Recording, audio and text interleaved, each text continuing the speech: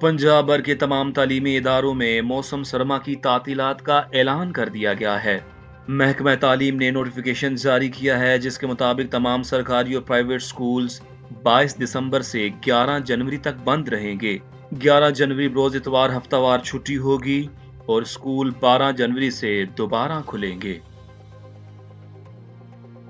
پاکستان علماء کونسل کے چیئرمین علامہ طاہر اشرفی نے افغانستان میں 1000 علماء کے اعلامیے کا خیر مقدم کرتے ہوئے کہا ہے کہ افغان سرزمین کسی بھی ملک کے خلاف استعمال نہ ہو اور کسی بھی افغانی کا عسکری سرگرمیوں کے لیے ملک سے باہر نہ جانا خوشائن ہے۔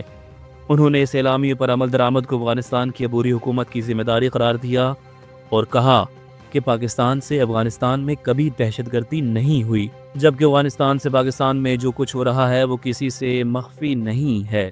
اسلام کا پیغام امن و سلامتی دونوں ممالک پر لاگو ہوتا ہے اور اللہ اس خطے کو امن نصیب کرے۔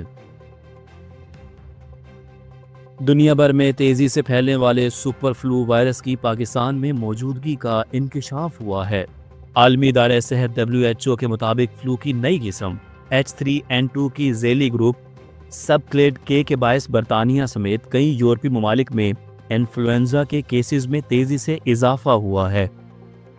برطانیہ میں ہسپتالوں میں روزانہ اوسطاً 2600 سے زائد مریض داخل ہو رہے ہیں، جبکہ WHO کے مطابق نئی قسم زیادہ خطرناک نہیں مگر پھیلاؤ معمول سے پہلے شروع ہوا ہے۔ سپر فلو سے بچوں اور بزرگوں میں متاثرین کی شرح سب سے زیادہ ہے اور کچھ سکول عارضی طور پر بند یا اوقات کم کیے گئے ہیں۔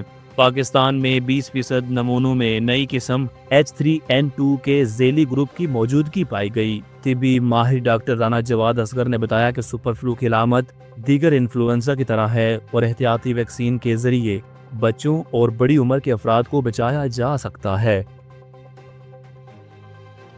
لندن میں غیر معمولی پذیرائی کے بعد PSL روڈ شو اب نیو یارک میں منعقد ہونے جا رہا ہے۔ سپر PSL کا میلہ آج سپر پاور امریکہ کے شہر نیو یارک میں سج رہا ہے۔ قومی کھلاڑیوں سمیت چیئرمین PCB محسن نقوی بھی نیو یارک پہنچ گئے جہاں وہ روڈ شو میں شرکت کریں گے۔ امریکی اور اوورسیز پاکستانی سرمایہ کار بھی اس موقع پر موجود ہوں گے۔ چیئرمین PCB نے کہا کہ اللہ کا شکر ہے کہ PSL بین الاقوامی سطح پر جگمگا رہا ہے اور توقع ہے کہ نیو یارک روڈ شو بھی لندن کی طرح کامیاب ہوگا۔ امریکہ میں موجود افغان شہریوں سے متعلق تشویشناک انکشاف سامنے آیا ہے، جہاں نیشنل انٹیلیجنس کی ڈائریکٹر تلسی کباڈ کے مطابق آپریشن ویلکم ٹو ایلائز کے تحت امریکہ آنے والے 18,000 افغان شہریوں میں سے تقریباً 2,000 کی دہشت گرد تنظیموں سے براہ راست یا ممکنہ رباطت کا شبہ ہے۔ انہوں نے بائیڈن دور میں افغان شہریوں کی اسکریننگ کو سست اور غیر مؤثر قرار دیتے ہوئے کہا کہ موجودہ مرحلے میں تمام افغان شہریوں کی دوبارہ باریک بینی سے جانچ جاری ہے۔ تلسی کباڈ نے خبردار کیا کہ داعش اور دیگر دہشت گرد تنظیمیں امریکی سرزمین پر حملوں کی منصوبہ بندی میں مصروف ہیں، جبکہ غیر قانونی امیگریشن میں اضافہ بھی امریکہ کی سلامتی کے لیے بڑا چیلنج بتایا جا رہا ہے۔ کراچی میں یلو لائن منصوبے کی لاگت میں غیر معمولی اضافہ سامنے آیا ہے، جہاں سینٹرل ڈیولپمنٹ ورکنگ پارٹی نے منصوبے کی نظر ثانی شدہ لاگت 178 ارب 59 کروڑ روپے کی منظوری دے دی ہے۔ سال 2019 میں یلو لائن کی لاگت کا تخمینہ 61 ارب 43 کروڑ روپے لگایا گیا تھا، جو اب 190% اضافے کے بعد 178 ارب 59 کروڑ روپے تک پہنچ گئی ہے۔